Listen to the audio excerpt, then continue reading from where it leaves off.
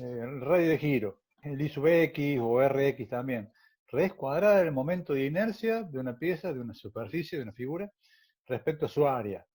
Como dice ahí, no tiene un significado físico obvio. Y ve que se puede considerar como la distancia a un eje a la que toda el área podría concentrarse y aún tener el mismo momento de inercia.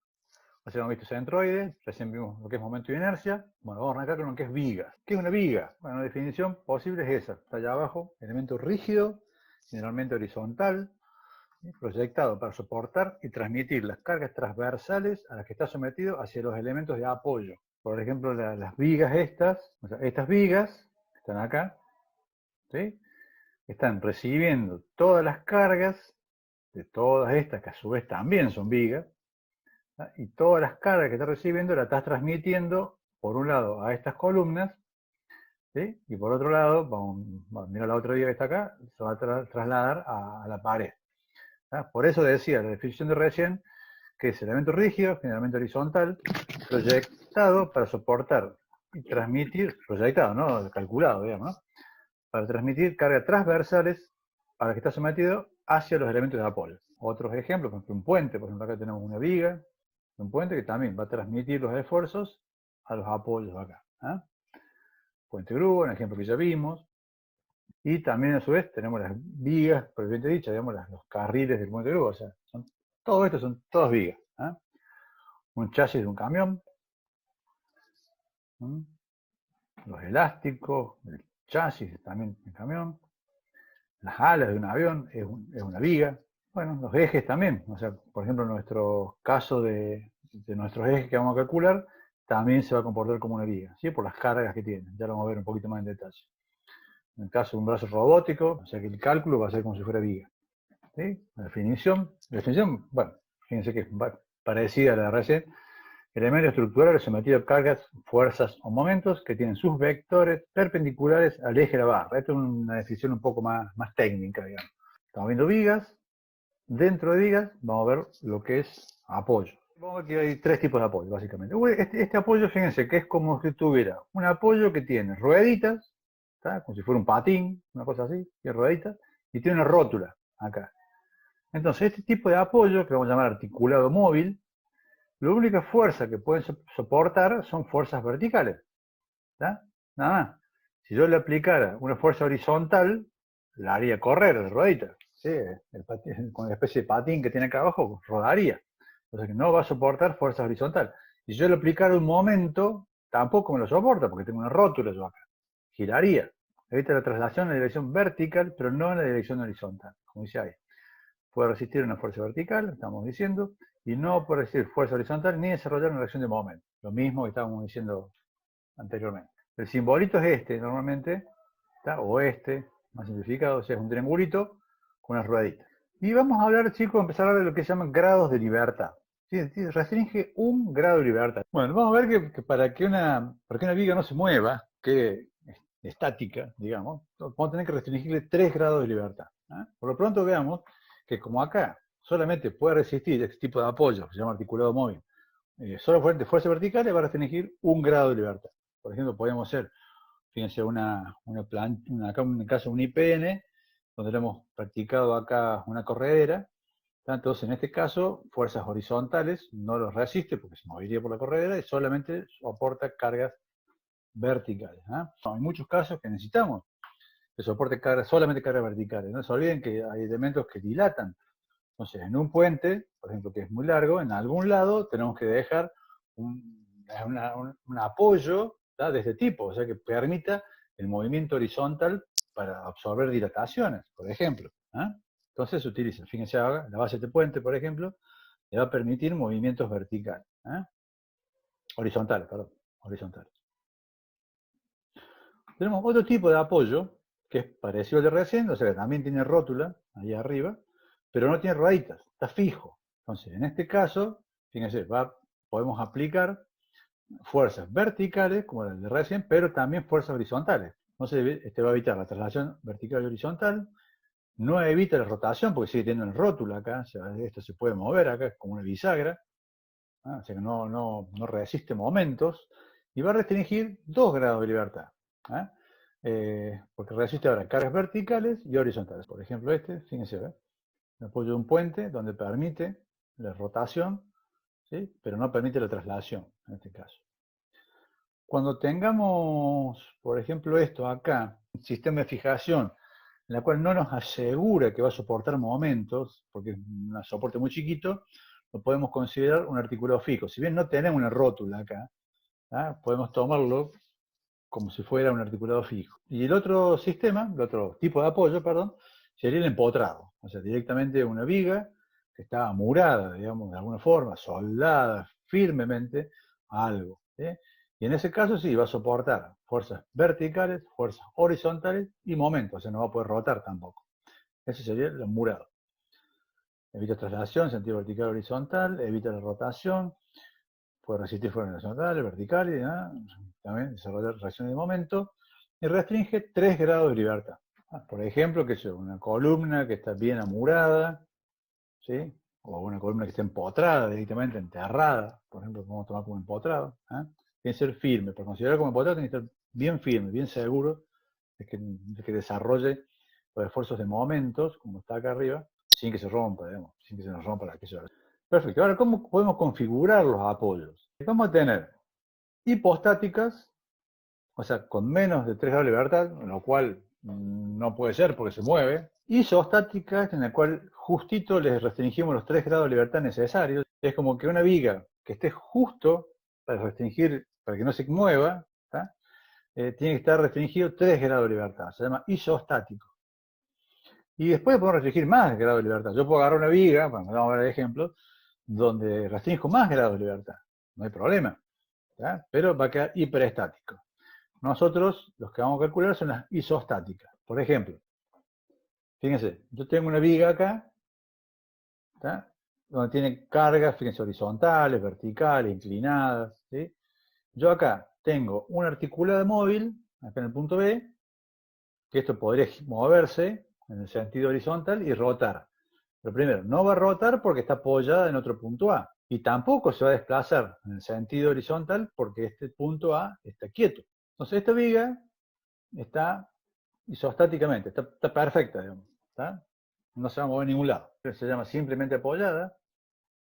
O bien una viga en voladizo o empotrada. Acuérdense que un empotramiento directamente también ya restringe de por sí los 3 grados de libertad. Fuerzas verticales, fuerzas horizontales y el momento.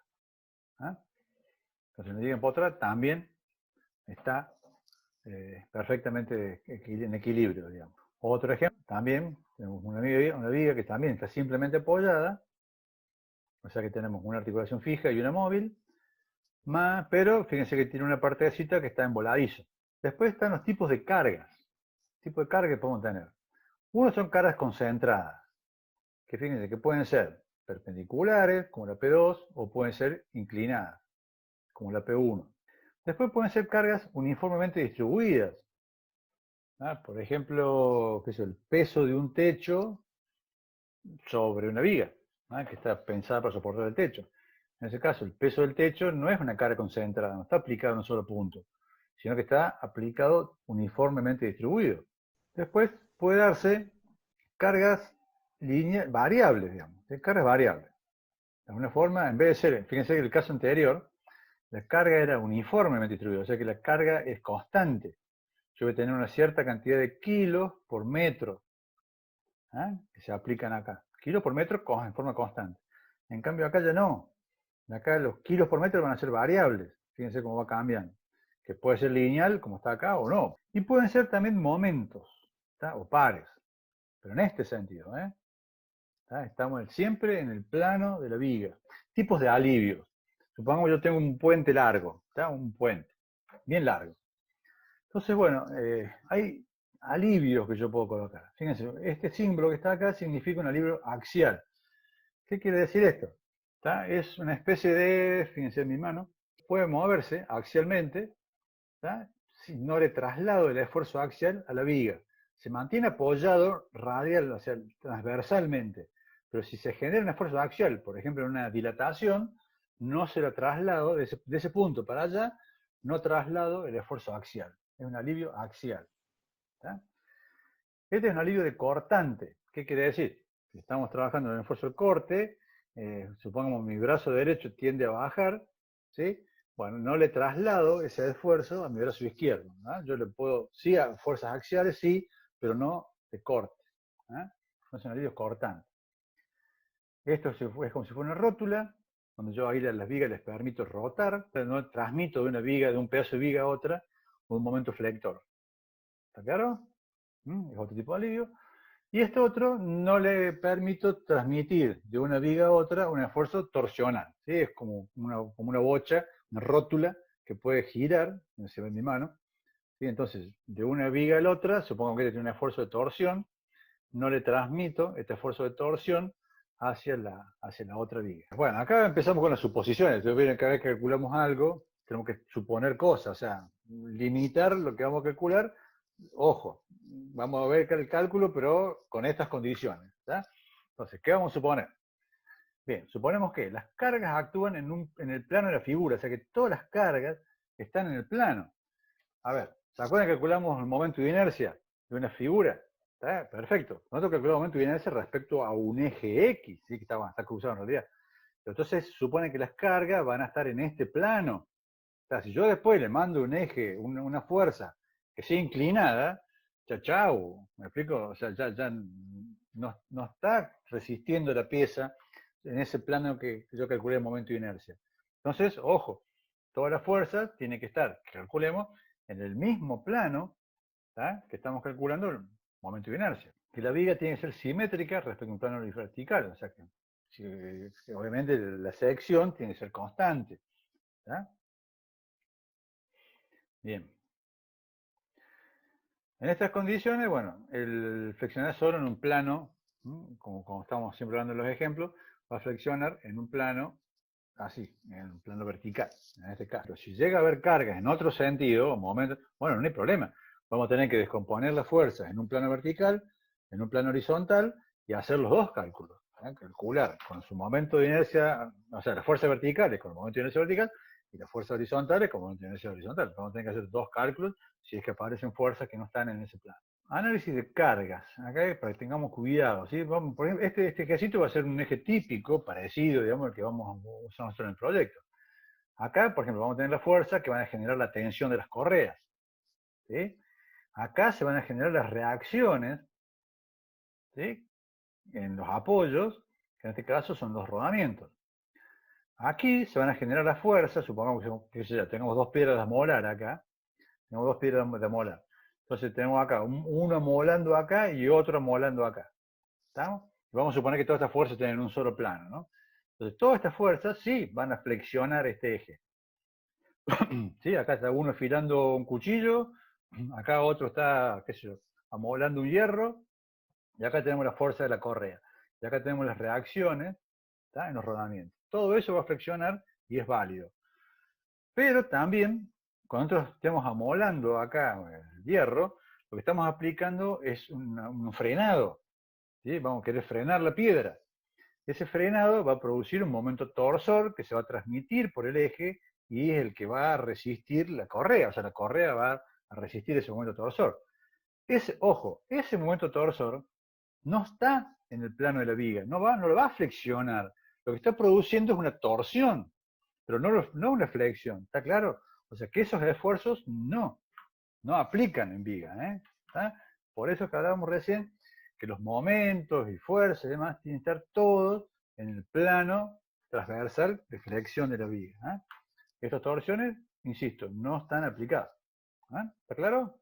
Bien, vamos a adelantar un poquito lo que es reacciones. Fíjense, acá tenemos una viga, ¿sí? Tenemos una viga, esta acá, la viga AB, digamos.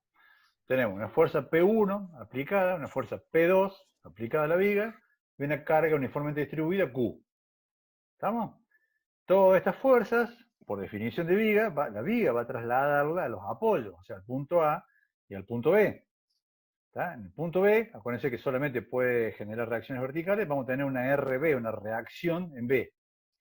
Y en el punto A vamos a tener una reacción A, que va a ser vertical, y una HA, que es la reacción en el sentido horizontal, porque fíjense que P1 acá me está produciendo una fuerza horizontal, ¿sí? Hay una componente horizontal. Entonces en el punto A voy a tener una reacción horizontal y una reacción vertical. Lo primero que vamos a tener que hacer cuando calculemos viga, de acuerdo al diagramita que estábamos viendo, es calcular las reacciones. O sea, normalmente lo que tenemos es una viga, sabemos las fuerzas normalmente. Bueno, para calcular la viga vamos a tener que calcular las reacciones en los apoyos. Bueno, lo que está planteado acá está planteado con letras, digamos, ¿sí? Aunque en realidad lo normal es esto que fuera con números, o sea que la fuerza P1 valga tanto, la fuerza P2 valga tanto, a cierta distancia A, B, L, o sea que todo esto es en números. Acá como está planteado, está todo en letras, ¿tá? Y al último después lo vamos a resolver, vamos a poner números, ¿tá? Pero como para describir el método, después vamos a hacer un ejemplo con números. A ver, ¿qué tenemos acá? O sea, tenemos una fuerza P1 inclinada, un ángulo alfa, una fuerza P2, que es vertical, y una fuerza uniformemente distribuida, Q. ¿Tá? Fíjense que la fuerza P1 está a una distancia A, acá, A minúscula, del punto A. La fuerza P2 está a una distancia B, del punto A.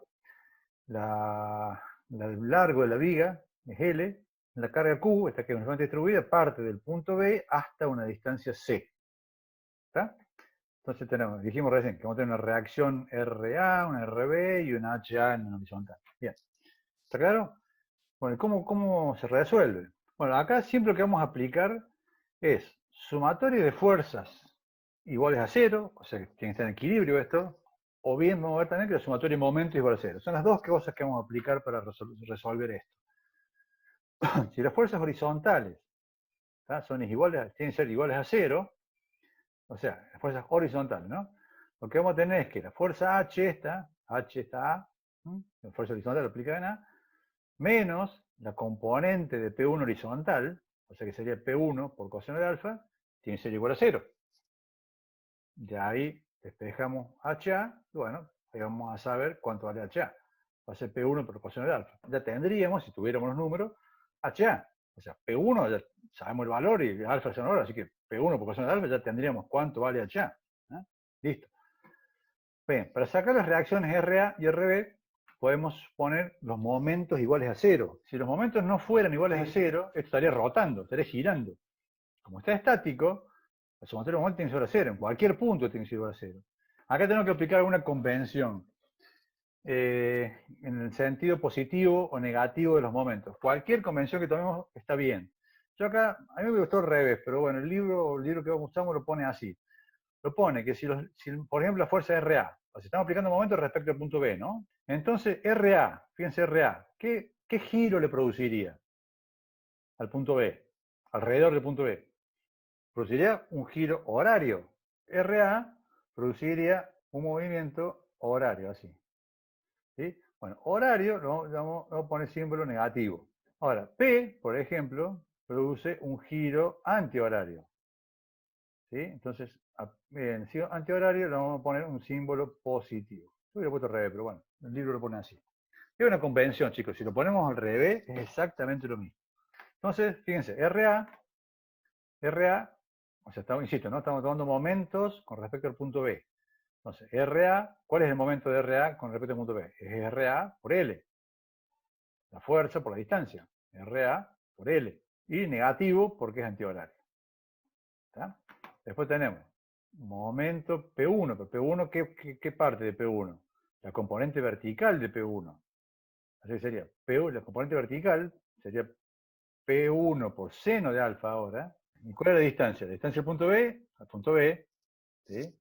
Es L, la distancia L, menos la distancia A, positivo, ¿no? Porque produce un giro antihorario. Después, bueno, más, pues, porque es positivo también, la fuerza P2 por la distancia de P2 al punto B. ¿Cuál es la distancia del punto B? Es L, ¿sí? Menos B, más Q por C cuadrado sobre 2. A ver, ¿por qué es esto? Acá me falta el pizarrón. Vamos a dibujar solamente la parte esta de la viga, ¿sí? Que acá está el punto B. Y acá tenemos la carga, esa que está dibujada ahí, como Q, valor Q minúscula, le pone, valor Q. Ese Q va a ser, por lo general, este Q, la unidad de este Q, va a ser, por ejemplo, kilos o toneladas, vamos a poner kilos, ¿sí? Lo que damos por metro. ¿Sí? Por ejemplo, el peso propio de una viga sería, si queremos tener en cuenta el peso propio de la viga, sería una carga así, uniformemente distribuida. Son los kilos por metro. Toda esta carga uniformemente distribuida la podemos reemplazar a los fines de cálculo de momento como una carga concentrada a la mitad aplicada acá. ¿Cuánto valdría esa carga, esta de acá? Esta distancia era C. Esta distancia acá, acá, es C. ¿Sí? Entonces, ¿cuánto vale esta carga? Esa fuerza que podemos reemplazar. Q por C. Tirado por tierra. O sea, si esta carga uniforme distribuida son los cuántos kilos tiene por metro lineal, bueno, tengo que multiplicar Q por los metros que tengo yo acá, por la distancia. Es Q por C. ¿A qué distancia está aplicada? La mitad del valor de La mitad de C. C. La mitad de C. Claro, A C sobre la 2. mitad. Exactamente. Entonces, el valor de momento que produce es Q por C por la distancia, ¿tá? Que sería C sobre 2. Por eso que queda igual a Q por C cuadrado, todo esto sobre 2. Que es lo que aparece ahí en la fórmula. Bueno, de ahí, de acá, ¿qué necesitamos sacar?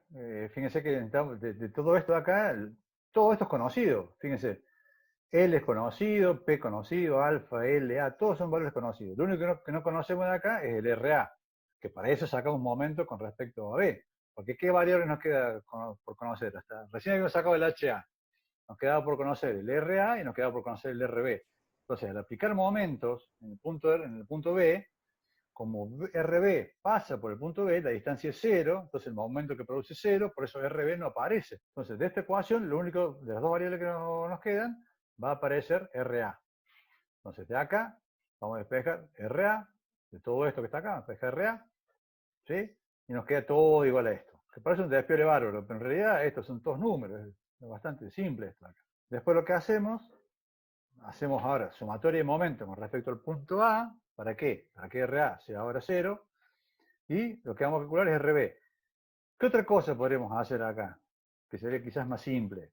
Ya sabiendo RA, la única variable, la única incógnita que nos queda es RB. Como ya conocemos RA, ya la conocemos, hacemos la sumatoria de fuerzas verticales igual a 0 y despejamos RB, que es el que nos falta.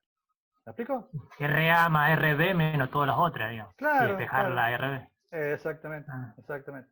Pero bueno, acá lo que hace es aplicar momentos, que hace lo mismo que recién, ¿sí? O sea, estamos aplicando momentos respecto al punto A, ahora. Entonces, fíjense que nos va a quedar RB por L, ¿van siguiendo? Positivo porque produce un giro antihorario, menos P1 seno de alfa por A, bueno, todo lo mismo, ¿está? Todo lo mismo que hicimos recién, parecido a lo que hicimos recién, ¿está? Igual a 0, ahí despeja la única variable que es RB, ¿está? Y ya nos queda una fórmula que reemplazando todos los numeritos acá nos va a dar el valor de RB.